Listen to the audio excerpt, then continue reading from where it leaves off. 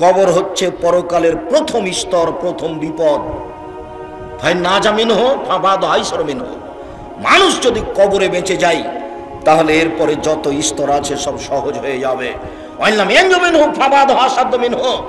মানুষ যদি কবরে বাঁচতে না পারে তাহলে এরপরে যত স্তর আছে সব আরো কঠিন ও জটিল হয়ে যাবে। কবর যত কঠিন, কিয়ামত তার চেয়ে অনেক বেশি কঠিন। কিয়ামত যত কঠিন, জাহান্নাম তার চেয়ে অনেক অনেক অনেক বেশি কঠিন।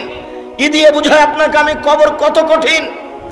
রাসূল সাল্লাল্লাহু আলাইহি ওয়াসাল্লাম বলেন, যখন তাকে কবরে জিজ্ঞাসা করা হবে দ্বীন সম্পর্কে, মুহাম্মদ সাল্লাল্লাহু আলাইহি সাল্লাম সম্পর্কে, ইসলাম সম্পর্কে, সে যদি উত্তর দিতে না পারে, ইয়াজরিবু জারবাতান, এত জোরে তাকে ফেরেশতা মারবেন, ইয়াসিহু সাইহাতান, সে বাপরে মারে করে চিৎকার করবে, ইয়াসমাউ মা বাইনাল মাশরিক ওয়াল মাগরিব ইল্লা সাকালাইন, সারা পৃথিবীর জীবজন্তু কীট পতঙ্গ পদার্থ জড় পদার্থ সব কিছু তার চিৎকার শুনতে পাবে, মানুষ আর জিন শুনতে পাবে না। এখান থেকে 50,000 কোটি কিলোমিটার দূরে যে বস্তু আছে সেও শুনতে পাচ্ছে এই কবরের চিৎকার। সে কত জোরে চিৎকার করছে আপনাকে আমি বুঝাতে অক্ষম। মুহাম্মদ সাল্লাল্লাহু আলাইহি ওয়াসাল্লাম বলেছেন, যে মারে সে চোখে দেখে না, যে মারে সে কানে শোনে না, যে মারে সে ফেরেশতা, তার রং বিভিন্ন ধরনের, কালো নীল, ভিন্ন ধরনের রং, চোখে দেখে না, কানে শোনে না, কোথায় মারছে আর চিৎকার যে করছে ও শুনতে পায় না, যার কারণে তার মারার গতির পরিবর্তন হয় না।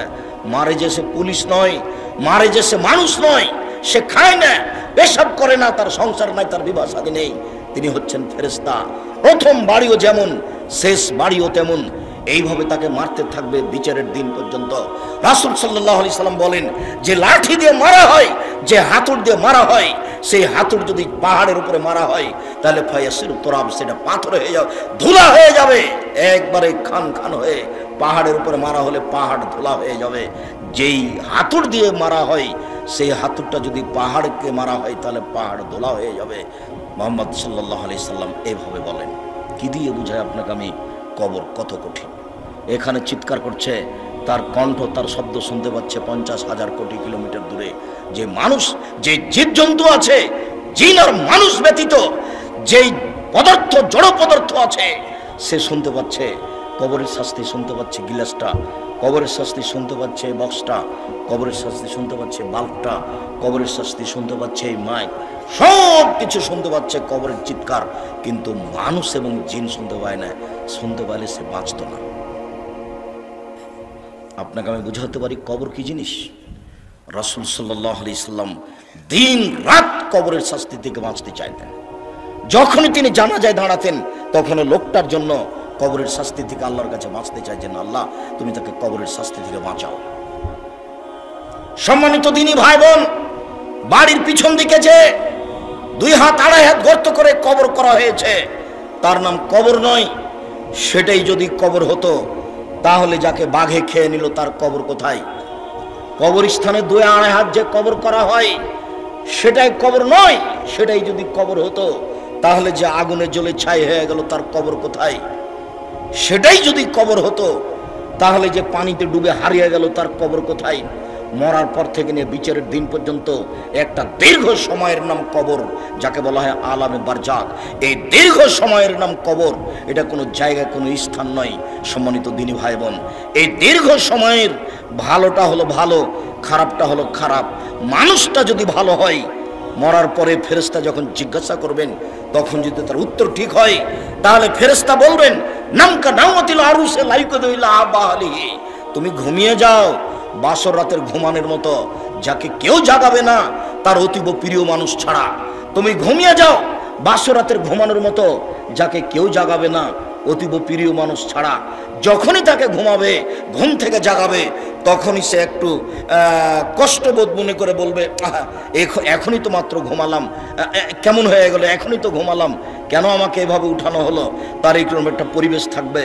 অথচ সে লোকটা কবরে ঘুমিয়ে আছে 4,000 বছর থেকে, 10,000 বছর থেকে। তার মানে ভালো মানুষের কবরে থাকার সময়সীমা হলো বাসর রাতের সমান। তা 2 ঘন্টা হতে পারে, 2.5 ঘন্টা হতে পারে, 3 ঘন্টা হতে পারে। এটা হলো ভালো মানুষের কবরের সময়সীমা।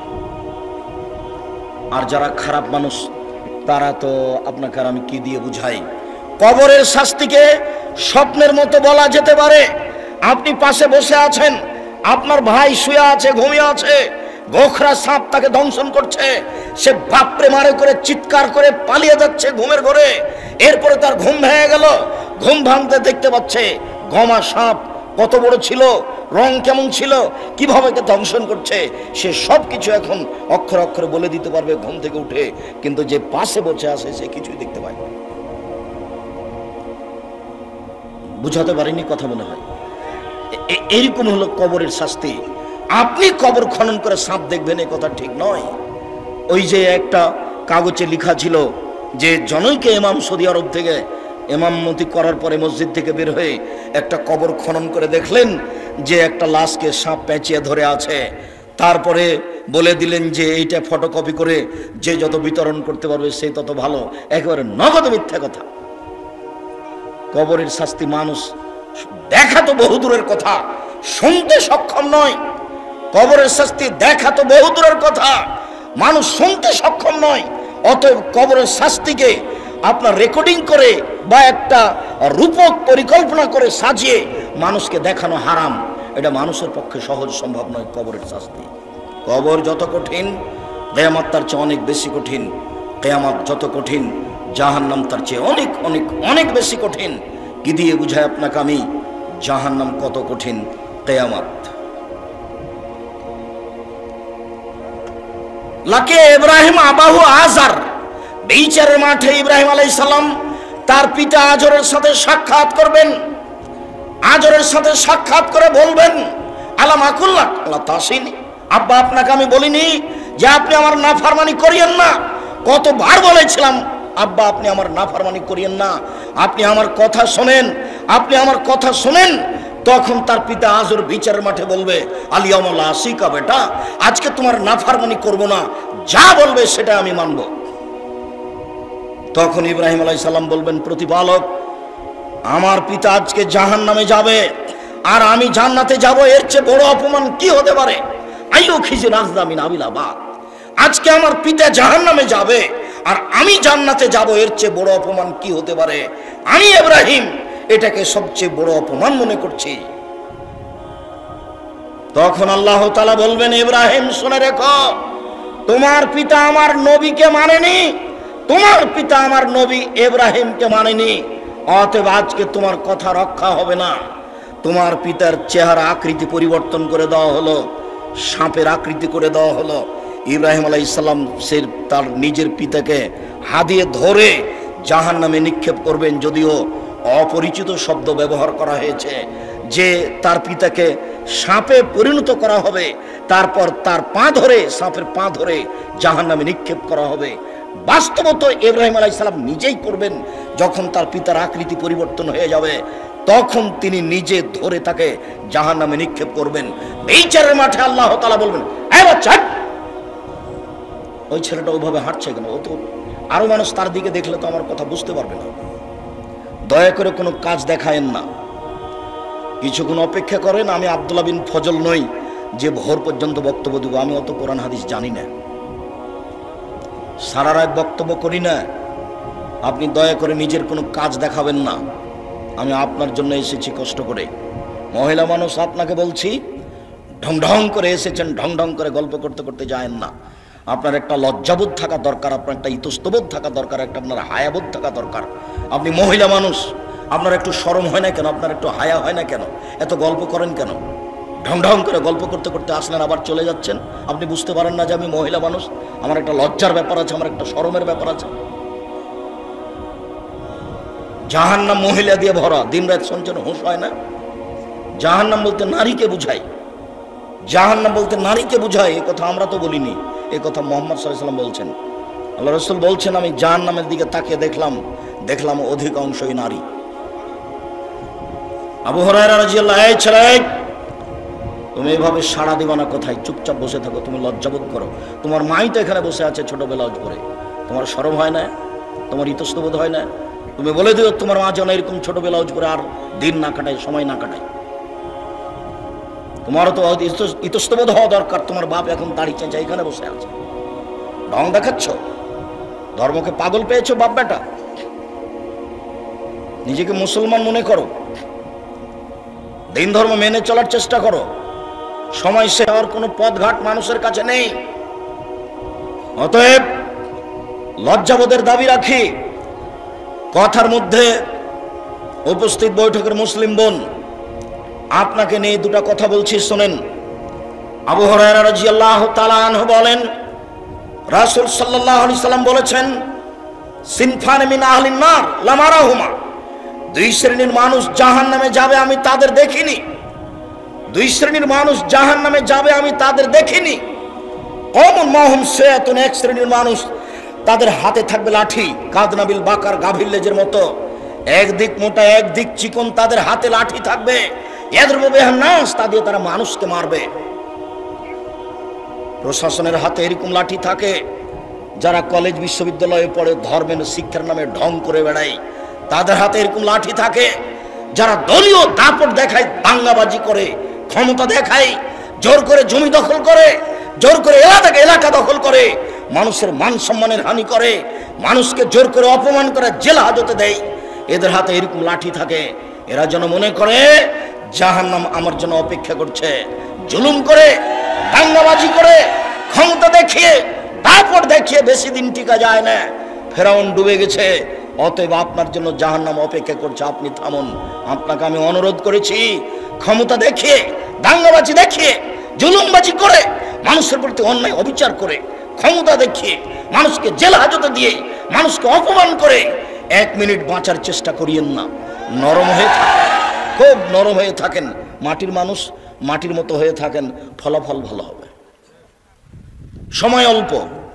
কালকে ছিল 40 বছর, আজকে দেখছেন 60। কালকে ছিল 60 বছর, আজকে দেখলেন 80।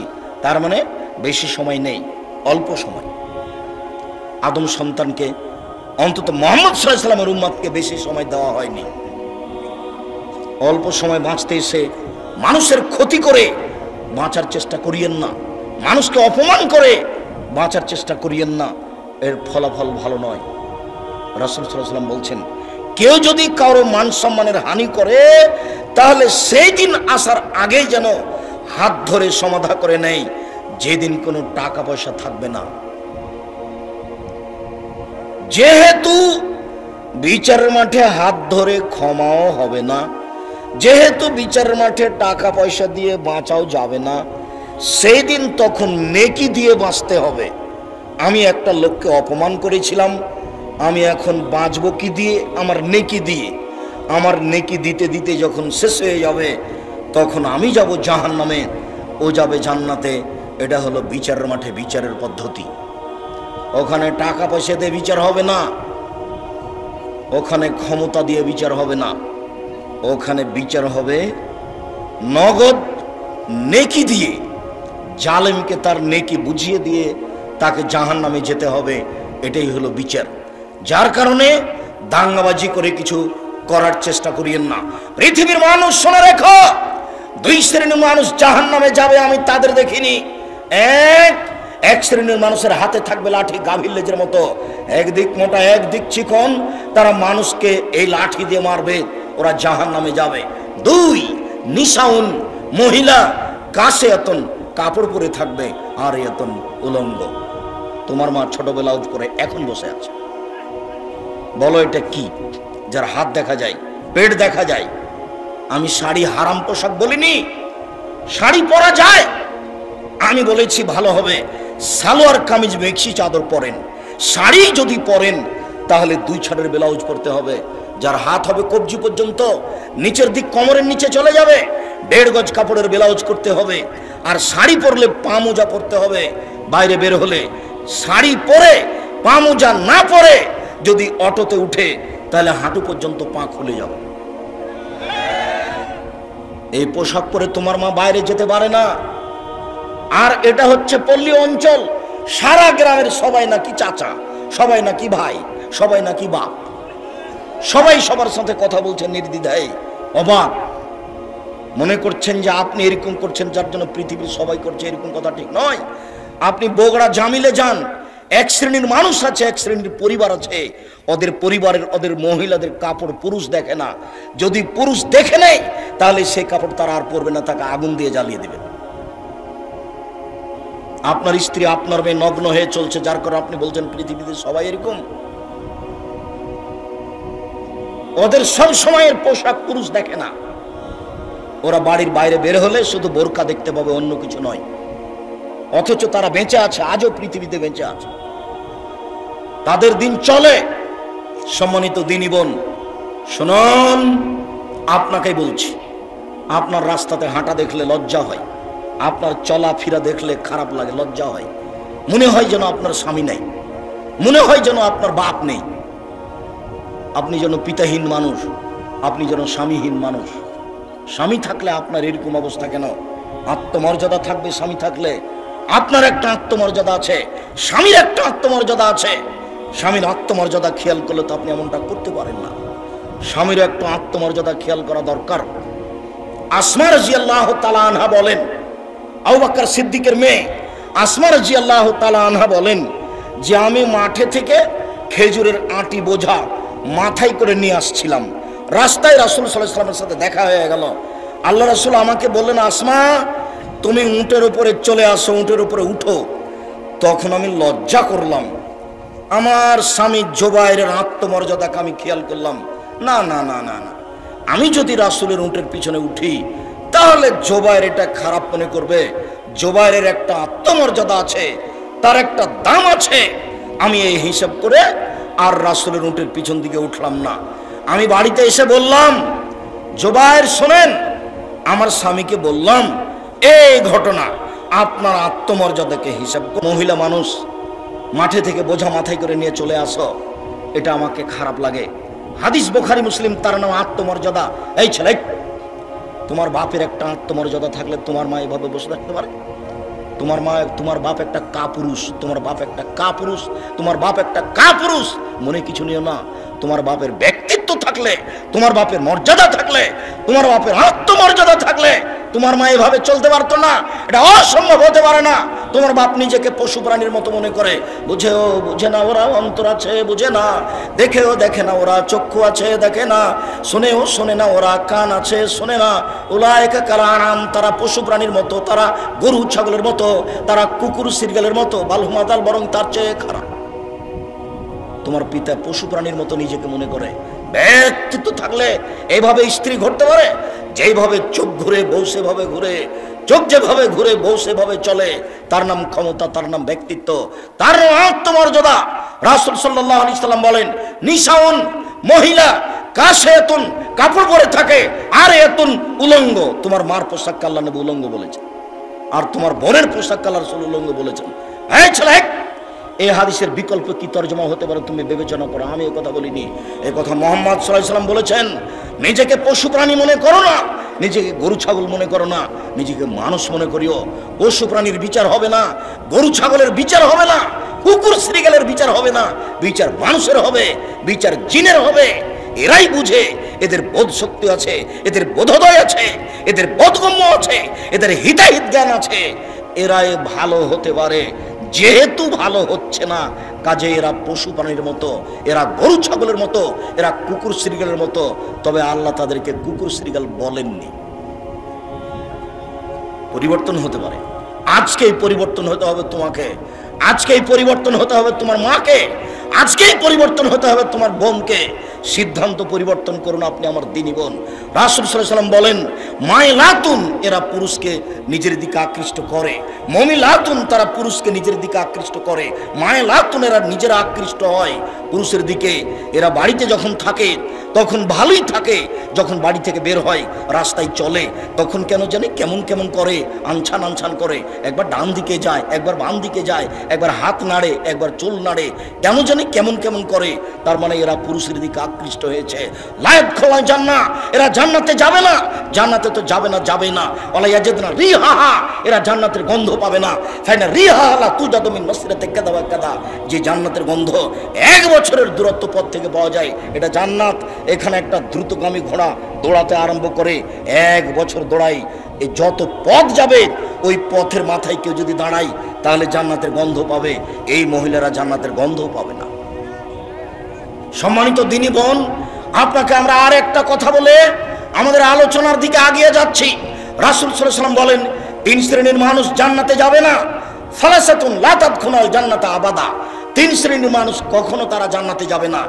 এক, মধুমিনুল খামর, যারা নিয়মিত বিড়ি, তামাক, জর্দা, সিগারেট, গুল, নেশাদার দ্রব্য খায়, পান করে, তারা জান্নাতে যাবে না।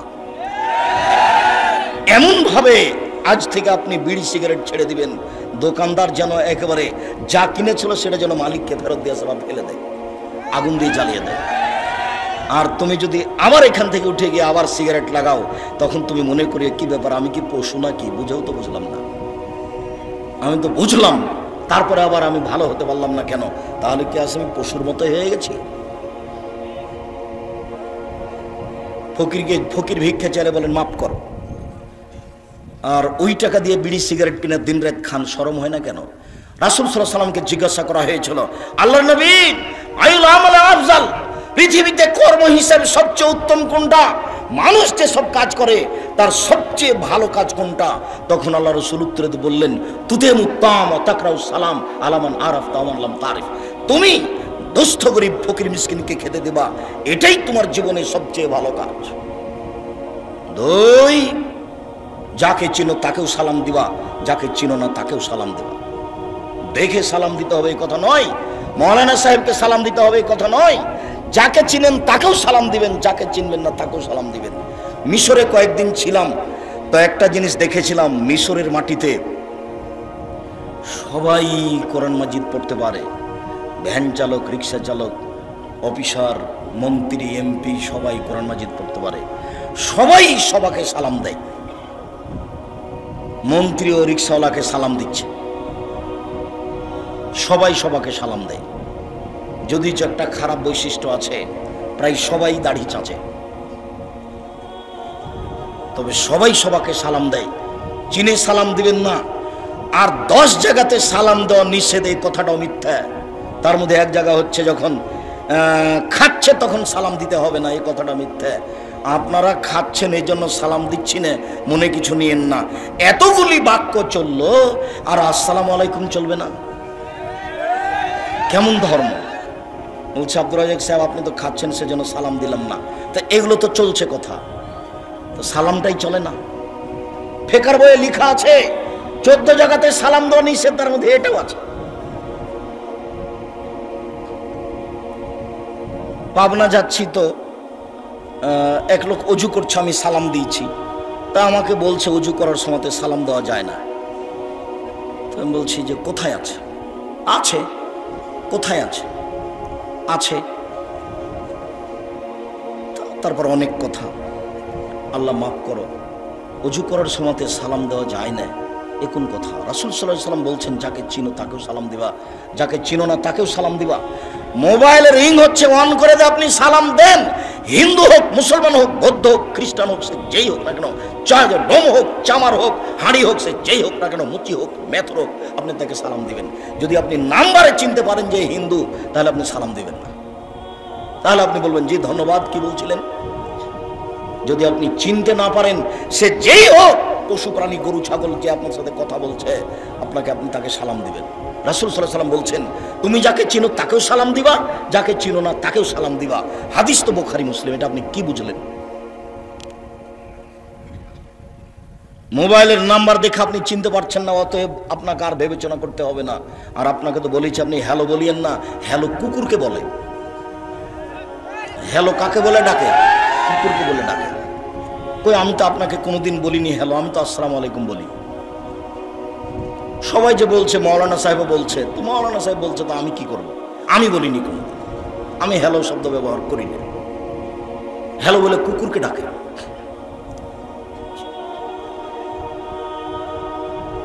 আপনি যদি অন করেন তাহলে এটা দিয়ে করবেন। বলছিলাম সম্মানিত দিনী ভাই বোন, সবচেয়ে উত্তম ভালো কাজ রাসূল সাল্লাল্লাহু আলাইহি সাল্লাম বললেন, ফকির মিসকিনকে খেতে দেওয়া। বিড়ি সিগারেট খেয়ে টাকাটা নষ্ট করলেন, আর ফকিরকে 10টা টাকা দেওয়ার জন্য আপনি ভারী মনে করলেন, বললেন যে মাফ করো। তা করবেন কেন? আমি তো জানি না আপনি জামিয়া সালাফিয়াতে টাকা পয়সা পাঠান কিনা। যদি আমি বলেছি যে আপনার টাকা ছাড়াও জামিয়া সালাফিয়া গড়বে, কিন্তু আপনি তো নেয়ামতপুর থানার মানুষ, আপনি আমার কাছের মানুষ, আপনি আমার দিনী ভাই, আপনি আপনার দিনী বোন। আমি জানি না আপনার টাকা পয়সা জামিয়া সালাফিয়াতে খরচ হয় কিনা। মাসে 26 লক্ষ বেতন লাগে এখন। তা আপনার কয়টা টাকা আছে এখানে? আমি বলেছি আপনার টাকা না হলে জামিয়া সালাফে গড়বে ইনশাআল্লাহ। তবে আমি কথা বলেছি যে আপনার টাকা ছাড়া হয়ে যাক, এটা আমি চাইনি। পতিতালয়ের মহিলা যদি কুকুরকে পানি পান করে জান্নাত পেতে পারে, পতিতালয়ের মহিলা যদি কুকুরকে পানি পান করে জান্নাত পেতে পারে, তাহলে জামিয়া সালাফের 10টা টাকা দান করে জান্নাত হবে ইনশাআল্লাহ। আপনাকে আমি জামিয়া সালাফের মুখপাত্র পত্রিকা মাসিক আল ইতিসাম পত্রিকা পড়তে বলেছি। 10 জন মুফতি আছে, একাধিক জন লোক আছে, কর্মচারী আছে, লক্ষ লক্ষ টাকা তার পিছনে খরচ হয়, আর আপনি 20, 25, 30 টাকা খরচ করেন না। কৃপণতা আমাকে দেখিয়ে আপনি মনে করিয়েন না যে আব্দুল রাজ্জাক সাহেবকে ঠগিয়ে দিয়েছি, এটা আপনি মনে করিয়েন না। আমি জীবন বাজি রেখে প্রাণপণে চেষ্টা চালিয়ে যাচ্ছি সঠিক ধর্ম জাতির সামনে পেশ করা, মুখে কলমে মিডিয়ায়। আপনি মূল্যায়ন না করলে আমার কিছু করার নেই। আপনাকে আমি বলেছি কোরআন মাজিদের গায়ে ভাবে লেখা আছে।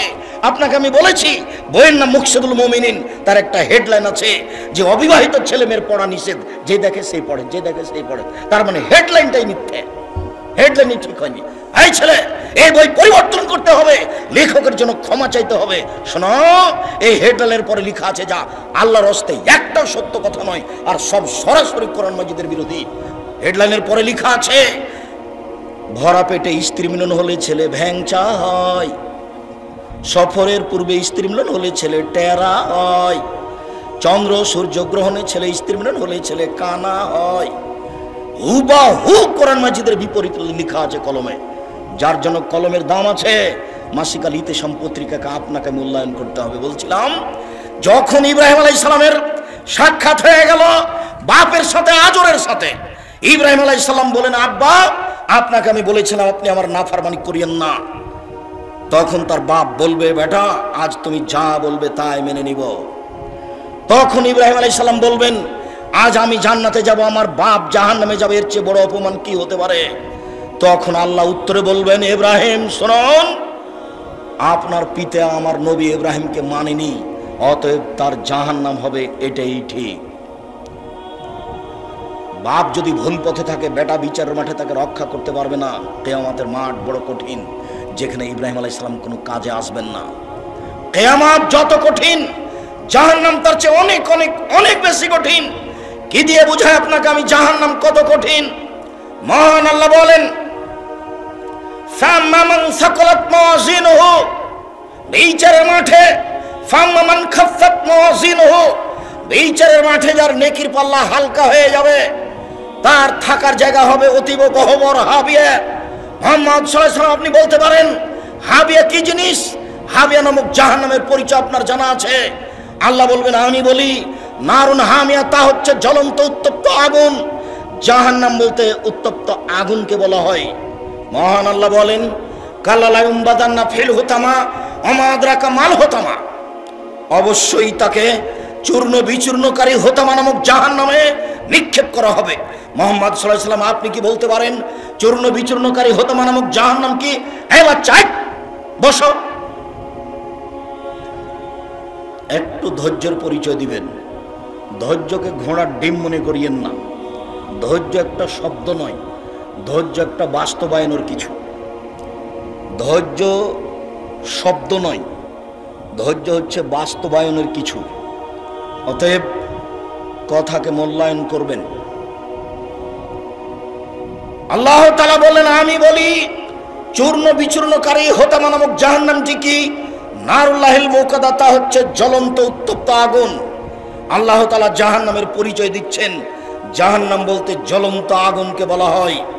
মহান আল্লাহ বলেন, সাউসলিহে সাকার, অচিরে আমি তাকে সাকার নামক জাহান্নামে নিক্ষেপ করব। ওমা আদরাকা মা সাকার, মুহাম্মদ সাল্লাল্লাহু আলাইহি ওয়াসাল্লাম বলতে পারেন সাকার নামক জাহান্নামটি কি? আল্লাহ বলছেন, লা তুবকি ওয়ালা তাদার, সাকার এমন একটি জাহান্নাম যে মানুষকে ছাড়বেও না, যে মানুষকে মারবেও না, তার নাম জাহান্নাম। এই কথাটা আল্লাহ তাআলা অন্য জায়গাতে বলেন, লা ইয়ামুতু ফিহা ওয়ালা ইয়াহইয়া, মানুষ জাহান্নামে মরবেও না, মানুষ জাহান্নামে বাঁচবেও না। আল্লাহ তাআলা এই কথাটা অন্য জায়গাতে বলেন এইভাবে, ওয়ায়াতিহিল মাউতু মিন কুল্লি মাকানিন ওমা হবে মাইয়াত, জাহান্নামে মানুষকে মরণ চতুর্দিক থেকে ঘিরে ধরবে, কিন্তু মরবে না, তার নাম জাহান্নাম। কয়েকটা আয়াত দিয়ে আপনাকে আমি জাহান্নামের পরিচয় দিচ্ছিলাম। রাসূল সাল্লাল্লাহু আলাইহি সাল্লাম বলেন, পৃথিবীর মানুষ শুনে রেখো, ইন্না সাকরাতাল আযীমা, বিশাল একটা পাথর, 1 কোটি মণ ওজনের একটা পাথর যদি জাহান্নামের মুখে ছেড়ে দেওয়া হয়, তাহলে নিচে পৌঁছতে সময় লাগবে 70 বছর। 1 কোটি মণ ওজনের একটা পাথর যদি 1 ঘন্টা নিচে যায় কত যেতে পারে? একদিন যদি নিচে যায় কত যেতে পারে? যদি 1 বছর নিচে যায় কত যেতে পারে? 70 বছর নিচে গেলে কত যাবে আপনাকে আমি বুঝাতে অক্ষম জাহান্নাম কত গভীর।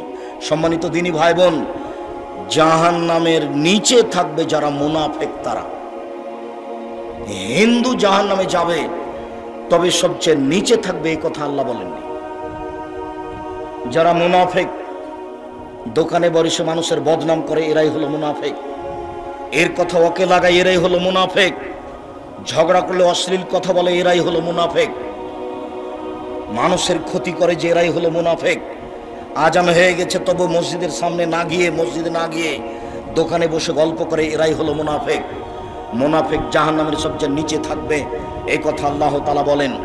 জাহান্নামের পরিচয় দিতে গিয়ে জাহান্নামীদের একটু পরিচয় দিই। রাসূল সাল্লাল্লাহু আলাইহি সাল্লাম বলেন, একজন জাহান্নামীর গায়ের চামড়া হবে 42 হাত মোটা। রাসূল সাল্লাল্লাহু আলাইহি সাল্লাম বলেন, একজন জাহান্নামীর দাঁত হবে উহুদ পাহাড়ের সমান।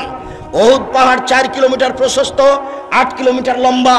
নিচে কত আছে তা মানুষ জানে না। রাসূল সাল্লাল্লাহু আলাইহি সাল্লাম বলেন, একজন জাহান্নামের উরু রান হবে বাইজা পাহাড়ের সমান, যার দৈর্ঘ্য হচ্ছে 39 কিলোমিটার লম্বা। সম্মানিত দিনী ভাই বোন, রাসূল সাল্লাল্লাহু আলাইহি সাল্লাম জাহান্নামীদের পরিচয় দিতে গিয়ে বললেন, একজন জাহান্নামীর বসার জায়গা হবে মক্কা থেকে মদিনা 450 কিলোমিটার পথ।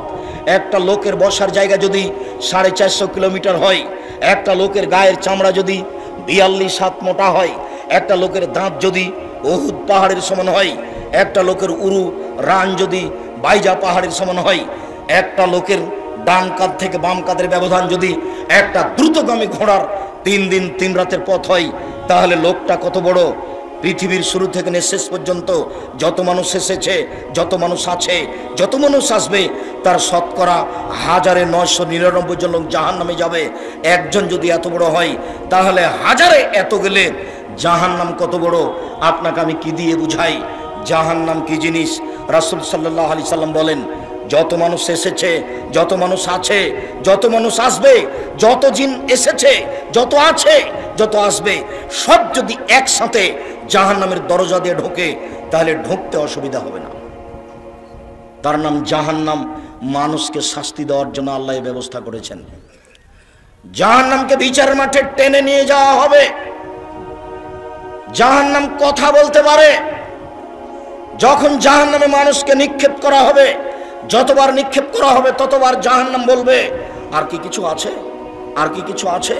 তখন আল্লাহ তাআলা তার পাকে জাহান্নামে ঢুকিয়ে দিবেন। তখন জাহান্নাম এনজাবি বাজেলা বাজিন, তার কিছু অংশের মধ্যে লেগে একেবারে আঁটোসাঁটো হয়ে যাবে। আঁটোসাঁটো হয়ে গিয়ে জাহান্নাম বলবে, কাত কাত কাত, যথেষ্ট যথেষ্ট যথেষ্ট। তাহলে জাহান্নাম কথা বলতে পারে। এ দেখেন, জাহান্নাম কথা বলছে। ফাস্তাকাতে না রইলা রাব্বিহা, জাহান্নাম তার প্রতিপালকের কাছে অভিযোগ করলো। অভিযোগ করে বলল, ইয়াকুল বাজি বাজান, আল্লাহ আমার কিছু অংশকে ধরে খায়। এইদিকের আগুন ঝাপটা মেরে এইদিকের আগুনকে ধরে খায়, এইদিকের আগুন ঝাপটা মেরে এইদিকের আগুনকে ধরে খায়। তার মানে আল্লাহ তুমি আমার ভিতরের শাস্তিকে একটু হালকা করবে কি? ফাওয়াজান আল্লাহ হবে নাফসাইন, তখন 2টা শ্বাসের অনুমতি দিয়ে তার ভিতরের শাস্তি হালকা করা হলো। আল্লাহ বললেন, ঠিক আছে জাহান্নাম, আমি তোমার কথা মেনে নিলাম। তুমি একবার শ্বাস ছাড়বে ঠান্ডা এলাকা থেকে, তাহলে পৃথিবী 6 মাস ঠান্ডা থাকবে। তুমি একবার শ্বাস ছাড়বে গরম এলাকা থেকে, তাহলে পৃথিবী 6 মাস গরম থাকবে। অন্যথায় তুমি একবার শ্বাস ছাড়বে, তাহলে পৃথিবী 6 মাস গরম থাকবে। আর একবার শ্বাস গ্রহণ করবে, তাহলে পৃথিবী 6 মাস ঠান্ডা থাকবে। এর নাম জাহান্নাম। আপনি হালকা মনে করিয়েন না। কবর যত কঠিন, কিয়ামত তার চেয়ে অনেক বেশি কঠিন। কিয়ামত যত কঠিন, জাহান্নাম তার চেয়ে অনেক অনেক অনেক বেশি কঠিন। জাহান্নামের খড়ি হবে মানুষ ও পাথর। জাহান্নামে কোনো কয়লা থাকবে না, জাহান্নামে কোনো খড়ি থাকবে না। মানুষ নিজেই খড়ি, জিন ইনসান নিজেই খড়ি, এই কথা আল্লাহ তাআলা বলছেন। সম্মানিত দিনী ভাই বোন, জাহান্নামীদেরকে পিছন দিকে হাত বেঁধে নিয়ে যাওয়া হবে। আল্লাহ তাআলা বলেন, খুজুহু ফাগুল্লুহু সুমাল জাহিমা সাল্লুহু, এদের ধরো, এদের শিকলবন্দি করো, এদের টেনে হেঁচড়ে জাহান্নামে নিয়ে যাও। তাহলে কি বিচারের মাঠে পালিয়ে যাবে? কেন তাদের হাত বাঁধা হবে? অপমান করার জন্য তাদেরকে হাত বাঁধা হবে। গায়েবান্ধা পলাশবাড়ি মুজিবুর বিএসসি বলেছিলেন, জনাব আমি এমনিতেই জেলে চলে যাব, আমার যেন হাত কড়া না দেওয়া হয়। তার মানে হাতে হাত কড়া দিলে এটা একটা অপমানের ব্যাপার। ইন্দিরা গান্ধীর হাতে হাত কড়া দেওয়া থাকবে, সেদিন কেউ ঠেকাতে পারবে না। ফেরাউনের হাতে হাত কড়া দেওয়া থাকবে। যত লোক পাপী, দাঙ্গাবাজি, স্বেচ্ছাচারী, স্বৈরাচারী, দাম্ভিক, অহংকারী, মানুষকে অপমান করে জেল হাজতে দেয় জোর করে, এদের সবার হাত পিছন দিকে বাঁধা থাকবে। কোনো মায়ের বেটা সেখানে দাঁড়াতে পারবে না কথা বলার মতো। পৃথিবীর কোনো মানুষ পারবে না, ফেরেশতা পারবে না, জিন পারবে না। যখন বিচার শুরু হবে তখন আল্লাহ তাআলা বলবেন, আল ইয়াউমা লা তামলিকু নাফসুন লিনাফসিন শাইআ ওয়াল আমরু ইয়াওমাইযিন লিল্লাহ। আজ কোনো মানুষ কোনো মানুষের কোনো উপকার করতে পারবে না, একচ্ছত্র মালিকানা আল্লাহর হাতে থাকবে। সেই সময় আল্লাহ বলবেন, আইনাল জব্বার আইনাল মুতাকাব্বির, স্বৈরাচারী, স্বেচ্ছাচারী, অহংকারী, বদমেজাজের কোথায় আনা মালিকুল আমলাক, আমি হচ্ছি রাজাধিরাজ। সেদিন মানুষ বুঝতে পারবে বিচার কাকে বলে। সেদিন আসার আগে আপনি প্রস্তুতি নেন। সম্মানিত দিনী ভাই বোন, মানুষের তো বিচার হবেই, পশু প্রাণীরও বিচার হবে।